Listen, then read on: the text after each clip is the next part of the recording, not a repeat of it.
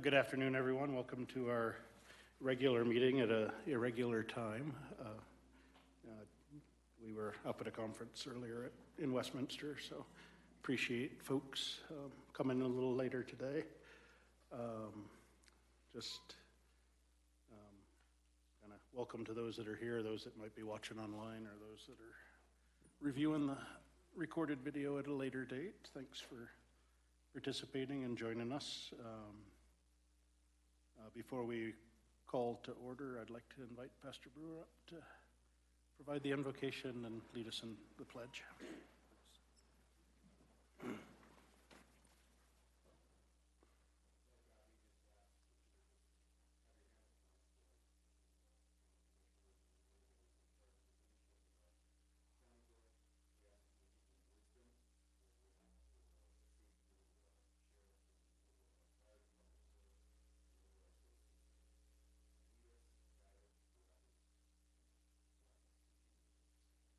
Amen.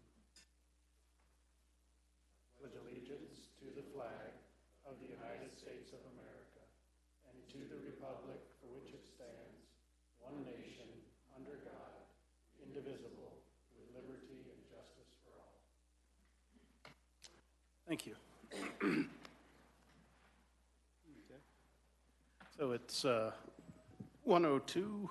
Dallas, could you call the roll, please? Here. Here. Here. Alrighty. Just if you guys don't object, we'll go ahead and take the land use item first. And then, oh wait, we didn't approve the agenda, did we? No. So first I'd ask for a motion to approve the agenda. I'll make a motion. We approve the agenda as presented. Second. I have a motion and a second to approve the agenda as presented. All in favor, please say aye. Aye. Aye. Motion carries. Now, if you guys don't mind, we'll just go ahead and take care of the one land use item. It's a continuance. The Planning Commission had continued the Prairie Ridge Buffalo Ranch special use by review case SU 19-0089, and the staff's recommended a continuance of the hearing to February 22nd, 2023. And Greg, I'd assume the applicant was okay with that date as well? Okay, thank you.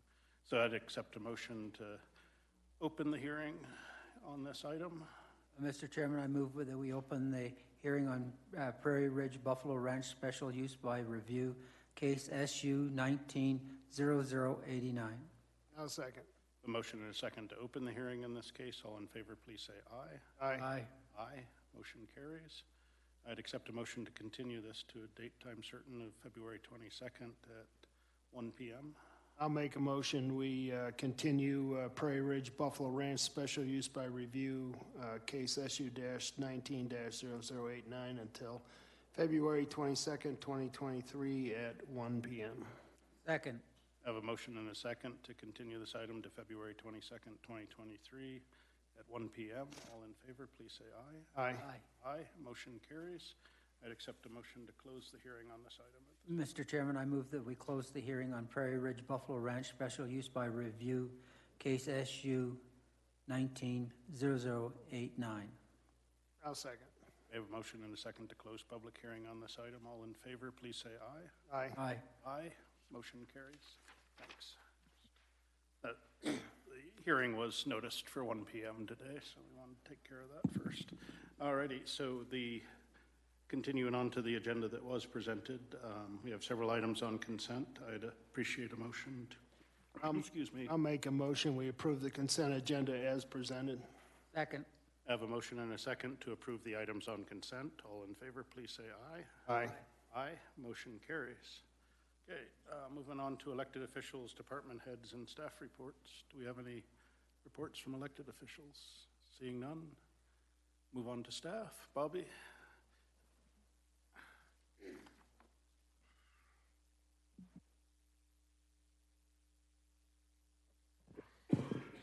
Good afternoon, Commissioners. Bobby Chevrolet, Elbert County Facilities. This is our monthly update as to kind of all things facilities related. The main topic here lately has been the road and bridge shop that we're building. So we've got a lot going on up there now. Our foundations are about 90% poured. The building is on site. I'll just kind of go through this schedule of what we've got going and where we're at, if that's okay with you guys. Right now, the total project was $12 million. The total project expenditures calculate to $3,875,028 so far is kind of where we're at. Kind of our breakdown, Area A. So when we talk about the building, we're broke up into 3 areas. Area A is the maintenance shop. Area B would be the admin area. Area C is the storage bay. So kind of what we've got going on, Buildings by Design, they're going to start hanging steel Monday is where we're at there. We're doing underground plumbing in those areas with electrical and for our HVAC systems. Area B, we're finishing the insulation on the foundation, backfilling, and then starting to put steel up on that area as well. Area C, they're still having to form and do some stuff there, which is why we pushed back as far as starting to hang steel this week. They would catch them, so we don't want to have 2 mobilization fees. But backfill, that sort of stuff. They're going to start the salt sand shed excavation foundation after Christmas is what the plan is as of right now. We're diamond excavating, which is one of the subs, our detention ponds, the outlet structures. They're putting all of that in, which is already in. We're going to start tapping the sewer and the water here in the next couple of weeks. They did pothole that line day before yesterday. They did find it. It's actually right where they thought it was, and everything's as they said it was, so we don't have any surprises there. So they're looking to start that right before the first of the year. Things are going to start moving pretty fast now that we got foundations done, so we're pretty excited for that. Like I said, the salt sand shed, they're gonna be doing that after the first of the year, but kind of gives you a breakdown of where we're at and how we're moving along. The IGA with Kiowa Water Authority is complete and recorded, so we're good there. Core Electric has got all of their stuff good, so we're moving forward there. I've got the easements that I need from three people around us. One of them is they're having their attorney look at that through Core. This is all between them and Core. I'm just the middleman basically and doing all of the work for Core. And then we've got some asphalt pricing that we're still kind of waiting on. So throughout the county, we're wrapping up a lot of projects that we've been doing this year. Castle is our access control and intrusion detection company. We finally got them and Phoenix together, and they're about done where we can tie this system in. So we've got about another couple of weeks. We're going to do a test run, make sure everything's working, and then work out any of the bugs. That's kind of where we're at with that. 7 doors and windows. The doors and windows are on site. They're going to start the doors Friday, the 16th, and then the windows will be tentatively, we're hoping to start Monday. Admin building, we're just finishing up some punch list items on these doors and windows. We'll have that wrapped up by the end of the year. We completed the sheriff's office admin remodel, which just put in a couple of walls and made things a little easier for those folks to operate. So that's where we're at. Is there anything else we can throw at you before the end of the year? Go right on ahead. We'll see what we can get done. Any questions or comments? No, just let's get her done. Yes, sir. No, appreciate everything you and your guys are doing. So, All right. Thank you. thanks. Have any other staff reports? I don't believe so. Everything else is on the agenda. Okay. So with that, I'd move to open public comment. I don't believe we received any email comment or any requests for people to call out, so thank you. So if you could, your name, address, and you have 3 minutes, sir. Good afternoon, Commissioners. Robert Politic, 34006, County Road 73, Kiowa.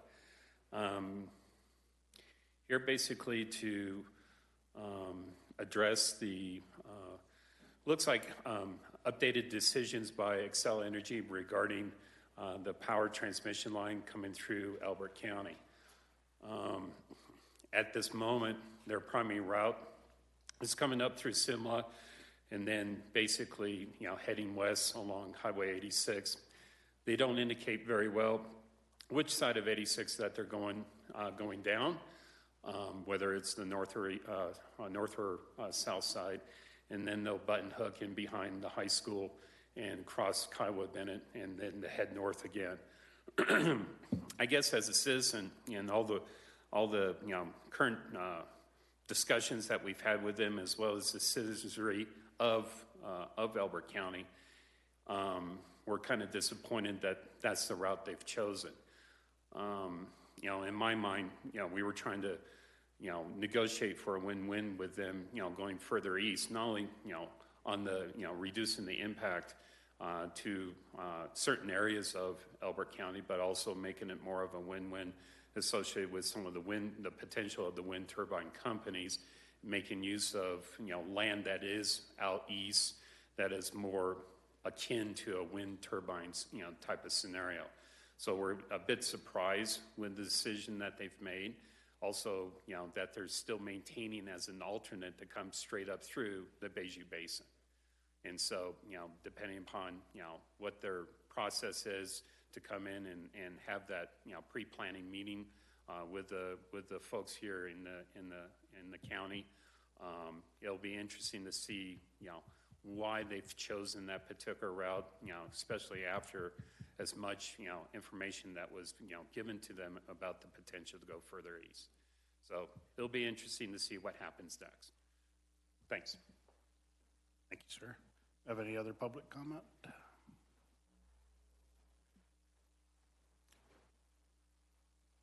Afternoon, ma'am. Hi, Carrie Giblets, 19656 Wiedemeyer Road, Kiowa. And as a board member of ECEA, the Elbert County Environmental Alliance, I just want to piggyback on what Robert said. The concern that we have with their primary route coming right across 86 and then paralleling Kiowa Bennett Road, and then going all the way up toward Quincy and then joining that transmission line there. And then their alternate route would be going through the Bijou Basin. And we just wondered your thoughts on this. It goes against what the citizens have been saying and what you have been saying. So we wondered what your thoughts were, and also if you've received an application for their pre-planning meeting. So, thanks. We'll respond in a minute. If there's, I don't believe any other members of the public here, so I'll close public comment at this time. We have not received an application. They indicated in the public message they set out that they were going to apply sometime in the spring. So. Yeah, I'm just going to reiterate what Chris said. We don't have a comment, but we were surprised when the announcement with the routing was based on public opinion. Kind of caught me by surprise. Be that as it may, Chris and myself in Dallas sat through a kind of a seminar this yesterday with the PUC, and our 1041's regulations as they're written have value. Are they 192% perfect? No. But I really truly believe that there still will be some discussion, or if you like another word, negotiation, or understanding that will be reached. I'm ever hopeful. We do not have an application.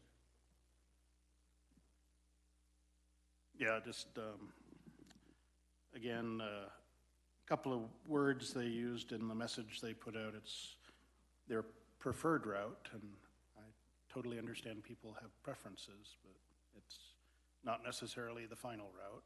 The discussions we had with the council for the PUC did indicate that rarely do utilities challenge to the PUC. It does happen, a county decision, but more often they come back and they try to negotiate something that doesn't require having the PUC judge our decision. The other word that caught my eye was this was their preferred route. Didn't say it was based on public input. It was a response to public input. And I'm very much interested if and when they apply to have them go through that public input and how that influenced their final selection. So honestly, I think it was a very surprise, after all the public input and all the discussions, I was very surprised that was their preferred route. The fact, as you said, that it joins an existing right-of-way at Quincy does seem to indicate that there's a willingness to follow existing right-of-ways. So if and when it comes to us, there's going to be a whole lot of discussion. We will certainly allow a whole lot of public input. If for some reason this goes to higher levels, there's a lot of statute surrounding what the PUC does. They also have extensive rules they follow if there's challenges. And one of those rules for the PUC is they actually go on site to take public comment, and it's public comment on the record. It's evidentiary. So if it does get to that point, there's another opportunity, strong opportunity for public input, and it's on the record, has to be considered in a final decision. And then even if it goes to an appeal and the appeal does not go the way some parties want, there's another set of rules that support motions to reconsider, and then district court is the follow-on step to that. So if, depending on how the final decisions come out, if there are folks that wish to express their ire or ask for other decisions to be made, there's still quite a few options, and it could be a very, very lengthy process, but those options do exist. Thanks. Yeah. Alrighty, so having closed public comment, we'll move on to discussion items. We've got presentation of the final version of the Housing Needs Assessment Project. Mark. Good afternoon, Commissioners, other elected officials, staff, fellow citizens. I'm Mark Denreader, Elbert County Economic Development. Here today to present the final version of the Housing Needs Assessment, the H&A, with my friend here, Andy Ratchford, who's with Gruen and Associates. Andy is part of the consulting firm that we hired to help us with this document. We've been working on this during the second half of this year. It was great to get Andy out on the ground. Had a tour with Commissioner Thayer and went all around the county for him to get a good sense and a lay of the land, etc. We've also, in terms of the preparation, early stages of the process, talked with county and town staff, conducted interviews with local realtors, planners, developers, also presented to the Economic Development Council, presented to the Planning Commission. It is noteworthy that we did have funding assistance for this housing needs assessment. In fact, 65% of the total cost was covered in grants from both DOLA, Department of Local Affairs, and through CHAPA, Colorado Housing and Finance Authority. So certainly thank both of those agencies for their assistance financially on this. As we know, economic development and housing are inextricably linked. Housing is connected to future economic development, and certainly the ability of employers to attract and retain workers in the county. So generally speaking, if you're talking economic development, then we need to talk about housing. when you look at housing and economic development, especially as it comes to the private sector and how competitive and productive they can be, it relates to this topic for sure. Housing impacts job creation, also impacts employment. In fact, if you have housing shortages, this can lead to economic instability. It can affect labor mobility, the attraction of talent, and business costs can also go up. The purpose of this housing needs assessment was really to provide guidance for short-term decision-making and for long-range strategic planning for the county and then for the incorporated towns if they so choose. Also, this type of document can help the private sector, helps developers and builders, in terms of, the types and prices of housing that is needed in our respective communities. The housing needs assessment ties directly to our comprehensive plan at the county. In fact, the housing section of the comp plan was last updated in 2009, so we certainly needed to get something newer inserted there. This was a technical study. This is a deep analysis. This did not involve public engagement and public input. This document will serve as a foundation or a precursor to a larger county-wide housing master plan, and looking to do that in 2024. And when we get to that step, that will involve public engagement. The focus also of the housing needs assessment is definitely to analyze the existing housing inventory. What are the market conditions that affect housing need, also identifying any gaps in housing, and then of course forecasting out over the next 10 years in terms of that need. And we really wanted to, as part of this analysis, look at the supply, the type, and the cost of housing, specifically as it relates to critical workers and the workforce. When you look at the housing supply in Elbert County, this is not new material, but it is interesting every time you hear it. 94% of Elbert County's housing inventory is detached single-family homes. Over 50% of housing inventory in the county is detached single-family on 5 acres or more of property. 60% of housing units in Elbert County are 3 bedrooms. And then when you look at lots smaller than 1 acre, that would comprise 20% of the housing inventory. We do have an old housing stock, if you will, especially if you go to the eastern side of the county. For example, in Simla and Matheson, more than 60% of the units out there are more than 50 years old. In the northwest region of the county, 75% of the units have been built since 1990, so not as aged as their counterparts in the east. New construction, in terms of affordability, there's limited housing inventory in the county. In fact, earlier this year in September, there were only 164 units that were actually for sale. That's less than 2% of the overall stock. And then when you look at rental vacancy rates, they're really at near 0%. The average single-family home price has increased nearly 90% since 2015, just only a mere 7 years. And then rents have gone up about 30% in the last 5 years for 1 and 2 bedrooms. The population of Elbert County is aging.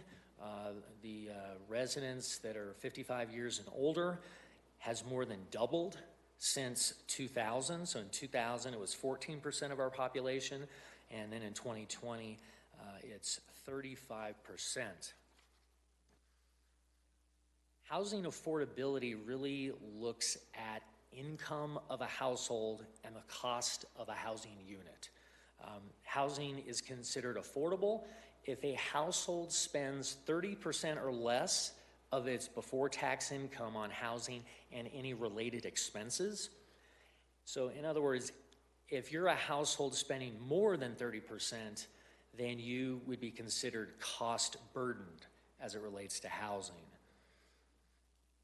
A household with an annual income of 80% of area median income, that's AMI, that's area median income, or less, is considered a low-income household. And I'll illustrate what that means in terms of income. So 80% of AMI income limits for a household of two is $75,000. So this is considered low income.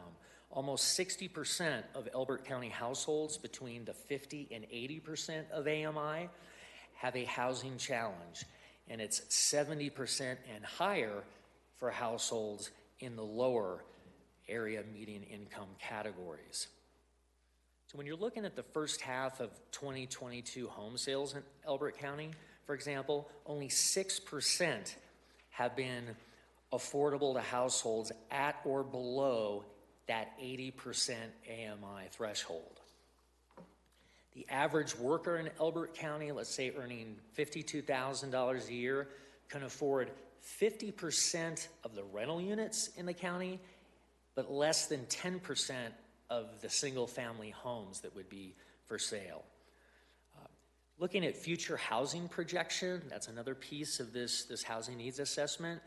It's been determined that approximately 3,050 units in Elbert County would be needed over the next 10 years. And workforce housing, so there's workforce housing and then there's non-workforce housing, and non-workforce housing usually relates to seniors. So workforce housing, it would be 63% of that total, of that 3,050 units. The non-workforce households, that's about 1,010 households added over the next 10 years. And this is an interesting piece too. The 50% of those non-workforce households will be single-person households. Okay? 56% of non-workforce households are projected to be at that 80% AMI or less.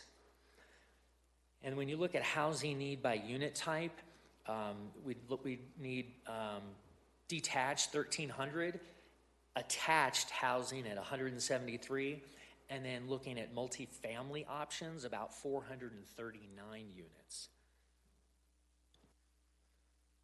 Housing development economics was another aspect of this study, and this is really what is the cost to develop different types of housing. The prices, rents required for the private market to build.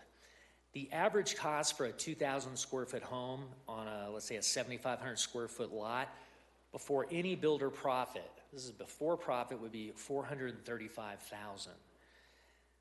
The price for larger detached homes would be $650,000. Smaller detached is at about $410,000. And then the average attached price would be $335,000.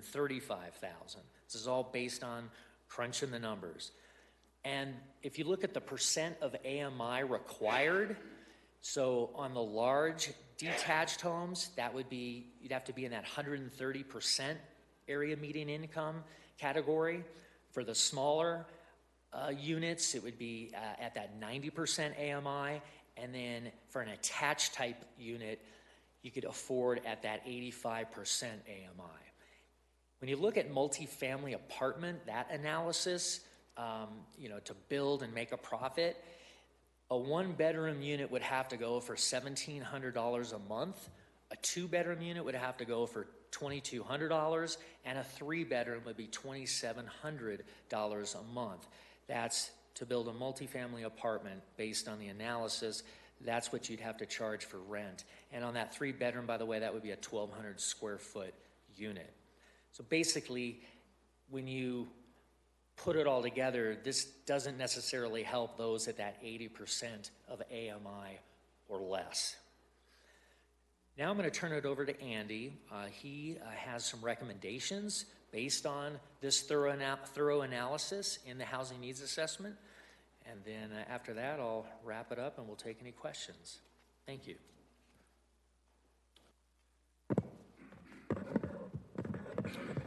Good afternoon. I'm Andy Ratchford with Gruen Plus Associates. Good to see you again. just to dovetail what Mark reviewed, the purpose of kind of forecasting future housing need and then looking at the economics of private builders and developers meeting that need is really to identify the gaps. So if you have a need for 3,000 units or so over 10 years, but half of it is at prices or income levels that the private market isn't going to be able to feasibly supply or produce, that's where looking at changing policies, regulations, incentives, ways the county and municipalities could assist in meeting the needs that a private developer is unlikely to.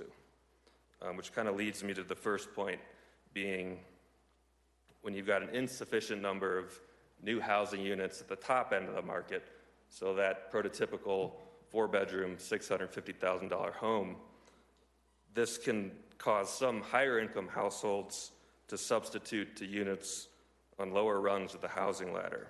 So if there's a scarcity at the top of the market, this can also contribute to higher prices at lower price points that might have been affordable to more moderate or middle income households, who then bid up the price for even lower units, and so on and so forth.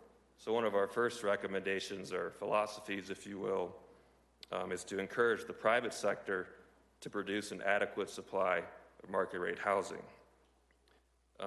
Ideally, if you're successful, you'll encourage them to overproduce housing, which is good for consumers and households. So although the units might be created, sold and rented at, quote, market rates, this helps to promote affordability elsewhere in the existing housing stock. One way you can do this is to keep or continually revise or fine-tune, if you will, your planning and approvals process. It's not expensive to do. It does take time and energy, but so that it's not complex, you're removing any unnecessary delays, unknowns, risks, and so forth. A second point of emphasis should be on regulations and fees, ensuring that county, municipal, district fees don't add a disproportionate amount to the costs of a new housing unit in Elbert County. So you might want to think about establishing fee structures that vary with the unit or the lot size, for example.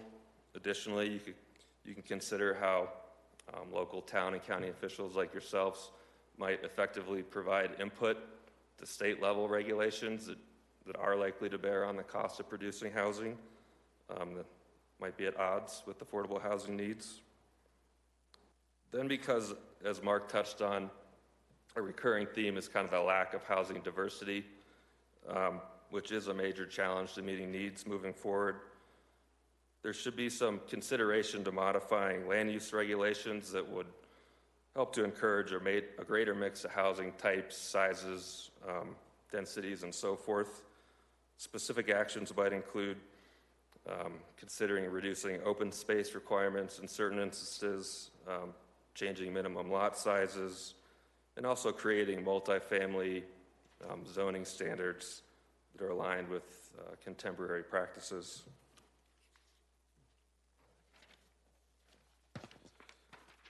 Also related to any discussion of housing diversity and attainably priced options, we think the county and the towns could also promote the greater use of accessory dwelling units to meet future housing needs.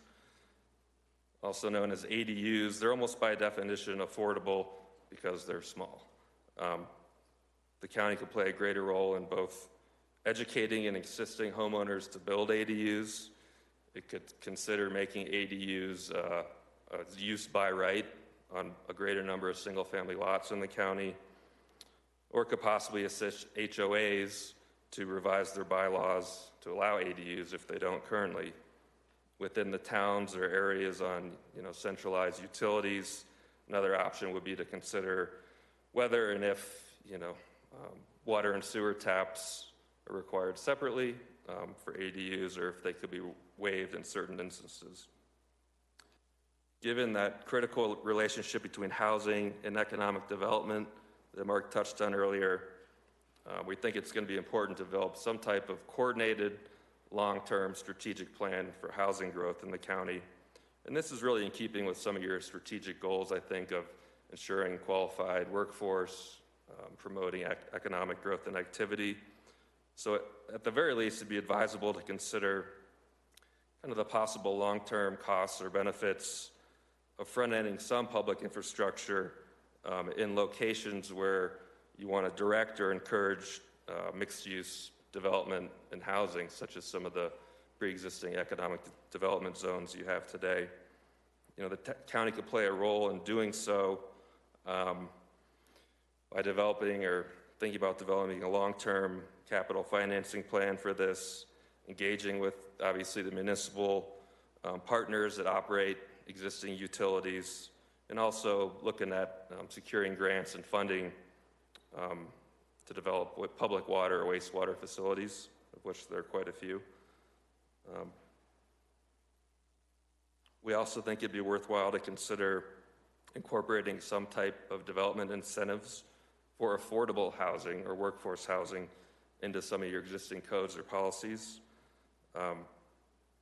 We've documented there's a need for this type of housing, but most of these housing projects to meet the need require public-private partnerships and local government cooperation, which means matching funds, securing grants, dedicating land, things of that nature. Some other examples would be fee waivers for affordable units, meaning the tap fee or the construction use tax is waived if the unit is restricted to a certain income level.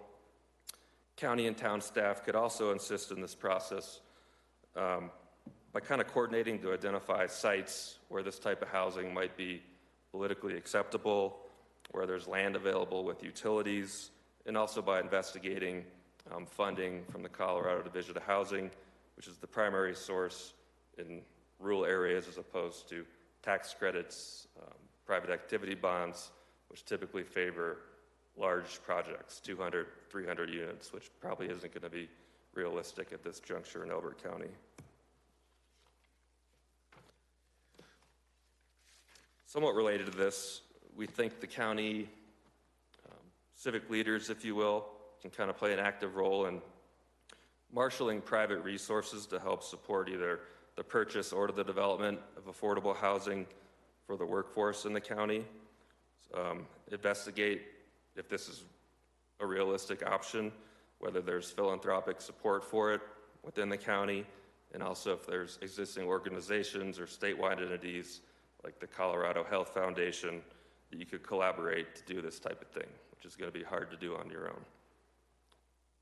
Because typically the largest and the most economical source of affordable housing is an existing housing unit, it's also important to think about and encourage preservation of the existing housing stock, and especially within some of the towns and older neighborhoods, because these units do provide naturally occurring affordable housing. So the key here is to direct any policies or planning and resources kind of towards the maintenance or modernization of your older and lower priced units. I'm going to end with this one, but we think it'd be worthwhile to consider something like an employer-assisted housing down payment programs in the county. Again, investigate whether there's some coalition or group of local employers, could be the county itself, municipalities, the school district, private employers, and so forth, that can jointly fund this type of a program. And what I mean is that these type of programs essentially are aimed at promoting home ownership and reducing staff turnover, which I understand to be a challenge in Elbert County. So it's not going to be a game changer for someone who's a first-time home buyer, but it does help to bring down the upfront costs of down payment, closing fees, and so forth. And it also incentivizes longer-term employee commitment, because these are typically structured as a forgivable loan where if you leave after a year, you owe 80%. If you stay 5 years, you owe 0% back. That's kind of our high-level pitch of the toolbox. We understand that not all these policies or strategies are going to be appropriate everywhere in the county. It's kind of a holistic approach given the findings from the technical study and our understanding or opinion of what we think would be realistic to do here. So if you have any questions, I think Mark and I are glad to try and address them. Thank you. Any questions or comments? I've got kind of a mechanical question, is that at a county level, it basically takes a new subdivision to be approved. And the costs of building a new subdivision from scratch, putting in the water, the sewer, any the fire, whatever, is much more expensive than doing it as an annexation to a town. Correct. So where I'm going with this, in a practicable sense, is most of what you are recommending here is more focused on towns. Well, I think you're correct in your statement. The short answer is yes, it would be more economical for attainably priced housing to extend utilities at scale, as you said, than building central water and sewer for every 300 to 500 homes built, elsewhere in the county. So I do think if you want economic development and you want to meet housing needs at kind of the price ranges that Mark reviewed, it's going to be more feasible to do that if you can bring down the cost of public infrastructure, which is one of our recommendations to consider whether the county, town, some public-private partnership could work together to do that, to front-end public infrastructure in places where you want growth to occur, as opposed to waiting for the next subdivision application and see what it comes in at as far as the cost.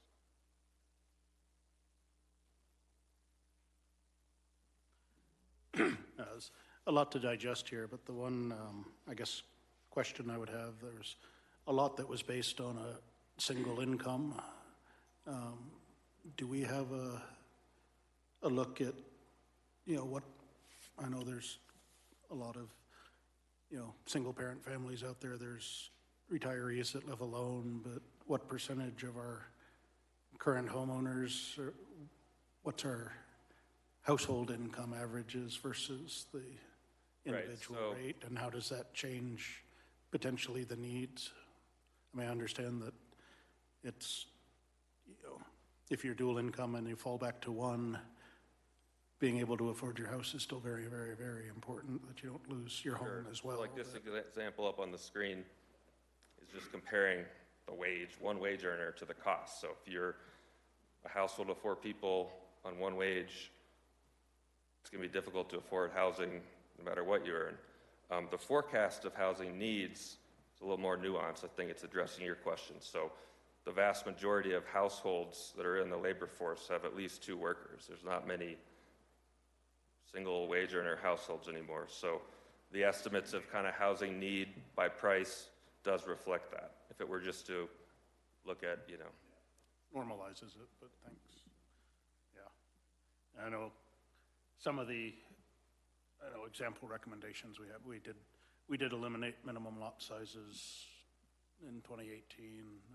We did establish quite a bit of language around ADUs, so that was kind of our first, Yeah, a lot of people living in basements that aren't. Probably ahead of some of the municipalities on that topic. The gist is you could probably go even further, I guess. Is the point. And I know it's not just our issue. Like I said, the conference we just left, there was, we had the opportunity to hear from our governor and the importance of affordable housing, and I think it's very important that local governments lean forward in solving this, because it seems like the state wants to solve the problem for us. And chances are a Denver solution's not going to work here. So, but I do appreciate all the effort, and there's quite a bit in here to digest. So, and then moving forward into a housing plan. Do we have a plan to bring this to the Planning Commission at some point here too? I think there was a brief along the way, but I think it would be valuable for them to get. So this housing needs assessment Yeah. specifically, it went before the Planning Commission in November. Okay, so yeah, We essentially gave them the same okay. So the overview as we just. hasn't changed dramatically since that. Correct. Period. Okay.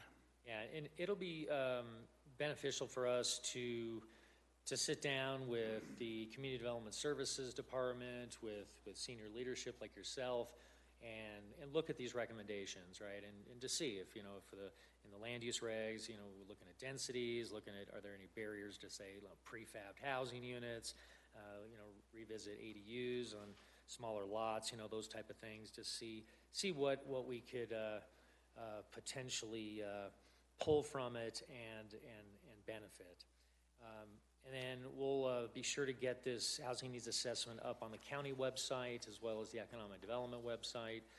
And I certainly want to thank you, the commissioners, for your support on this housing needs assessment project. Thank you, Andy and Gruen Associates for their work. It was a great technical analysis, and Eric Larson, my colleague in economic development, did a great job as well. And then finally, thanks again to DOLA and CHAFA for their grant funding assistance. Thank you very much. Okay. Thank you, Mark. Thank you.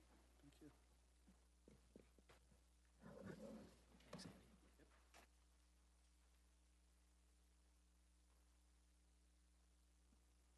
Andy. All right, the next item we have for discussion is the second reading of a proposed ordinance and resolution regarding contractor licensing in the county.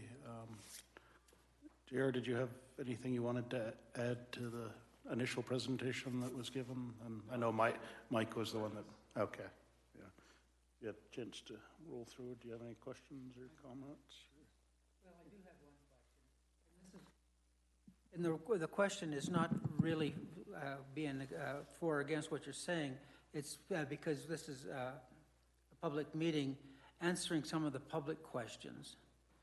And the biggest public question that I've had, and this is more than once, more than twice, is that how is this going to affect the little local handyman?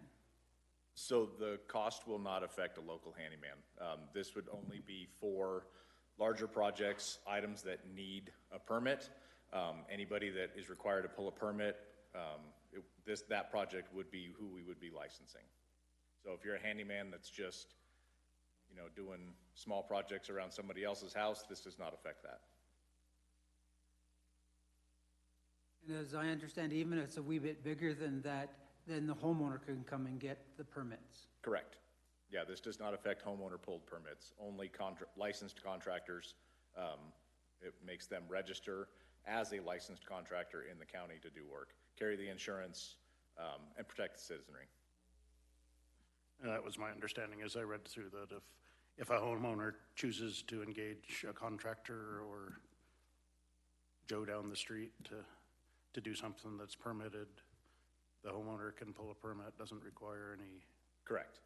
Yeah, homeowner he acts can as a still general pull any permit contractor for anything on their home.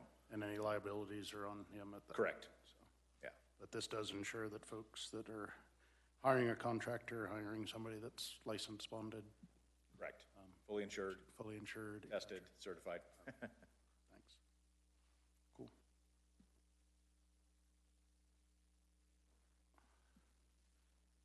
So would this be an action item next meeting or something? Yeah, we've had it on discussion. I think we can bring it to action at the next meeting, and then during that time period, I think we need to just really nail down when do we want this to truly go into effect. We want to make sure, I know you've been kind of advertising a potential change, but to make sure nobody's caught short. It's hard enough to get a contractor to do anything out here. So if somebody at the last minute gets somebody scheduled and then they're not licensed here, I don't want to disrupt something at that point either, but we also need to, so we just need to give plenty of warning before impact, but we'll take it to the next meeting. So that moves on to our action items. First one we have is consideration of minutes from our regular meeting on November 16th. I'd accept a motion to approve the minutes and dispense with the reading. Mr. Chairman, I move that we approve the minutes for November 16th, 2022, and dispense with the reading of those minutes. I'll second. A motion and a second to approve the minutes of the November 16th meeting and dispense with the reading. All in favor, please say aye. Aye. Aye. Motion carries. Second item is consideration of the minutes from the November 20th or November 30th, 2022 special meeting, which was the public hearing for the 2023 budget. I'll make a motion, we approve the November 30th, 2022 special meeting minutes and dispense with the reading. Second. I have a motion and a second to accept the minutes, approve the minutes of the November 30th meeting and dispense with the reading. All in favor, please say aye. Aye. Aye. Motion carries. All righty, next we have the Child Care Assistance Program Memorandum of Understanding. Darcy, good morning, or good afternoon. It's, Like, don't say good morning. sorry. Here in the You don't want this day to start over again? No, I don't. Okay. I don't want this month to start, well, the month could start over and be better, but. Good afternoon, Commissioners. I'm Darcy Bolding. I'm the Director of Elbert County Department of Human Services. And the first action item that I have is the Colorado Child Care Assistance Program Memorandum of Understanding. That's a mouthful. This was a MOU that was signed back in June, and that was prior to them dividing and the Colorado Department of Early Childhood branching out from under the umbrella of the Colorado Department of Human Services. So it is a required MOU that we have to have with counties in order to administer the Colorado Child Care Assistance Program, CCAP. And so this is just the only thing that they changed in this that is different from the MOU you signed back in June is to transition to the Department of Early Childhood. And they did reflect some updated statute references that are in that MOU. And they also removed Colorado Works because the Colorado Works TANF program and CCAP had a combined MOU in the past. But obviously, since they're leaving that umbrella, we have to remove their language out of there. And also they added some performance measures into CCAP, which now is a requirement for supervisors, such as behind me, that has to do that work.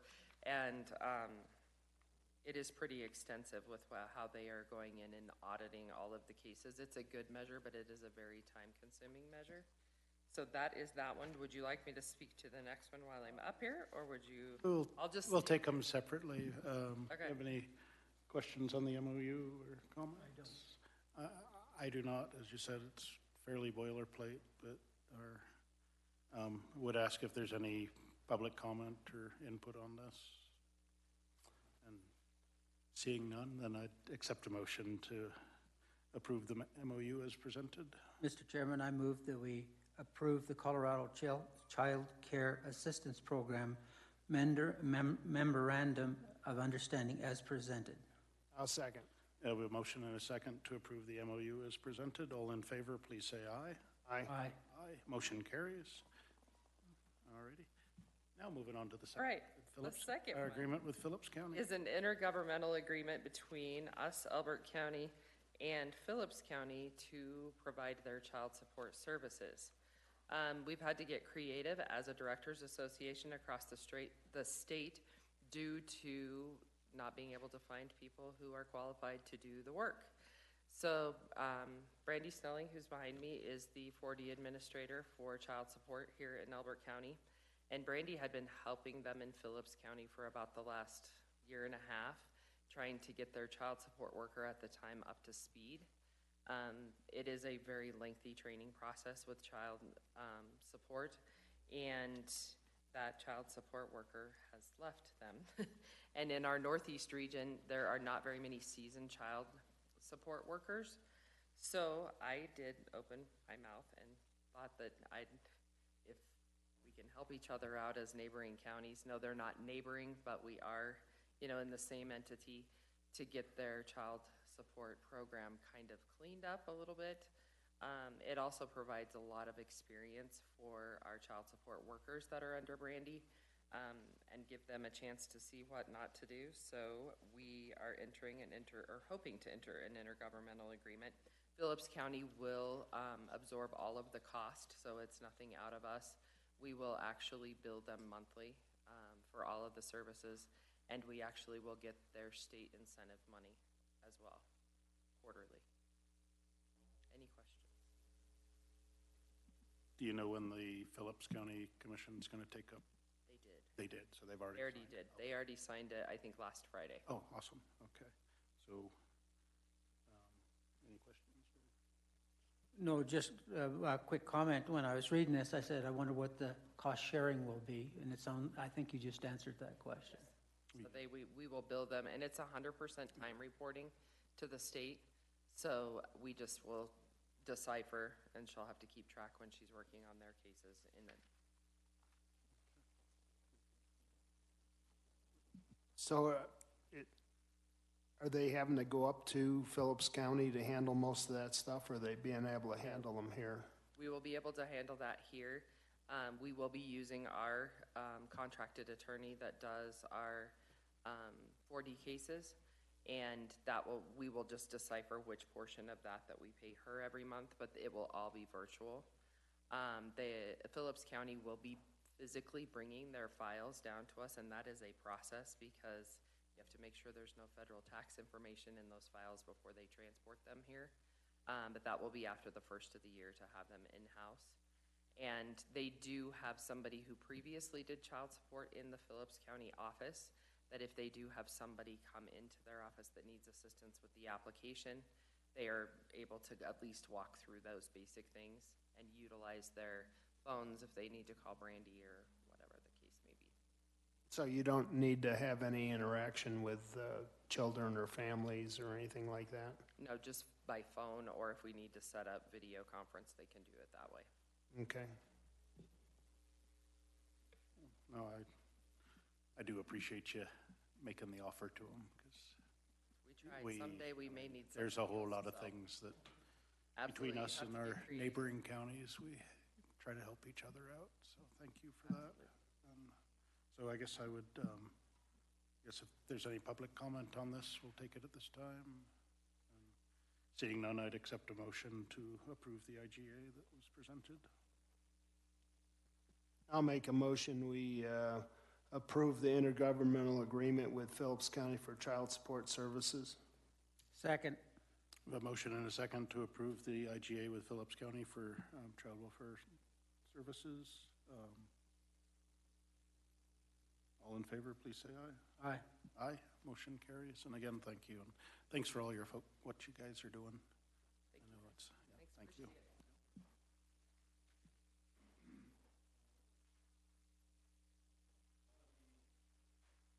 Next item we have is probably long overdue in the state and here.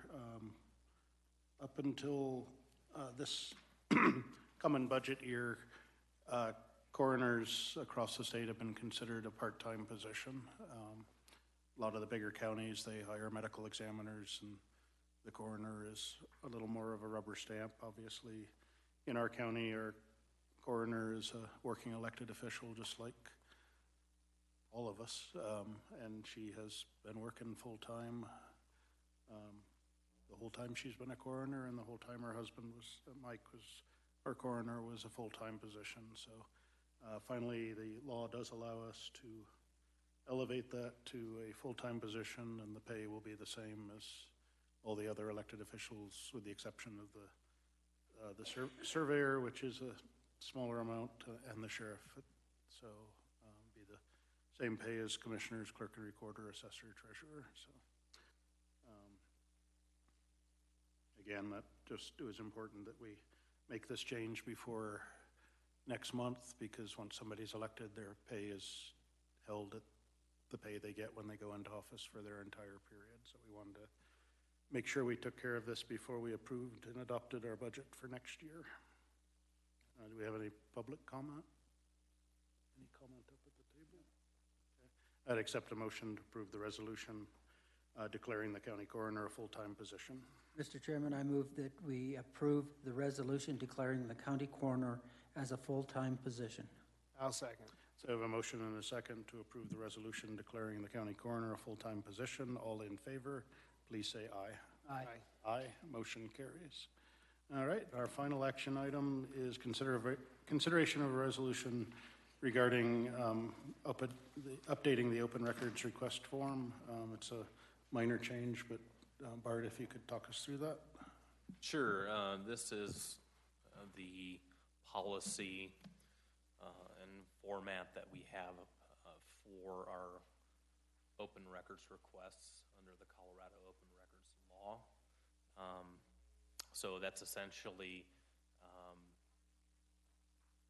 dedicated records which are considered open records under that statute, which about the only department that may not fall under that could potentially be Human Services or the Sheriff's Department when they have their own statute and citations and limitations on that. So there's been a couple of updates to the open records law. There's been not only legal updates, but I think some cost updates that have been reflected. And generally, I try to update this annually if I see some significant changes. There were enough recently that I went ahead and made some recommended changes, and obviously the draft has been out there. My recommendation is to approve it. It's not a big departure from the prior process, just some additional considerations, mostly based on legislative updates. Any public comment on this? Okay. Just based on one of the presentations we got today, in the upcoming year, we might see some legislation on accessibility, providing records in a way that are accessible to hearing or vision impaired, colorblind, etc. Kind of the same things that's going requirements for the website. So, with that, I'd accept a motion to approve the recommended changes to the open records policy. And form.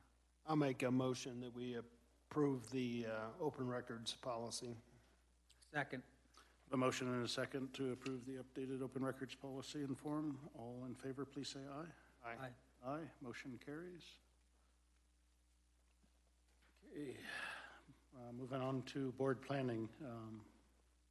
Agenda items for next meeting. I know we've got one more expiring planning commissioner to appoint. We'll catch that. Our next scheduled meeting, a little out of cycle, will be budget approval and appropriations for 2023 next Wednesday at 9. I don't think we have any land use hearings until the new year. Do you have anything that you're looking for? And I guess the third and final reading for the contracting licensure on action. So. And Commissioner, I'm not sure when I will have this. I know I'm working with several other counties on a secure transport ambulance intergovernmental agreement update, and so that may be something that I have the ability to bring at that point in time. Just depends on where the other counties are at in that time, so that may be something that we can place on the agenda. Okay. And we'll push out a note to all the elected and senior staff, just if there is something that has to be taken care of prior to end of year. Hopefully we can avoid a special meeting or a second special meeting after our budget adoption, but I know our clerk would very much like to get one more meeting in, and definitely Rick was hoping to have at least 2 or 3 before. Okay, so we'd already taken care of land use. I don't think there's any other business before us, so I'd accept a motion to adjourn. I'll make a motion, we adjourn. Second. Okay, I have a motion and a second to adjourn. All in favor, please say aye. Aye. Aye. It is 2:04 and we are adjourned.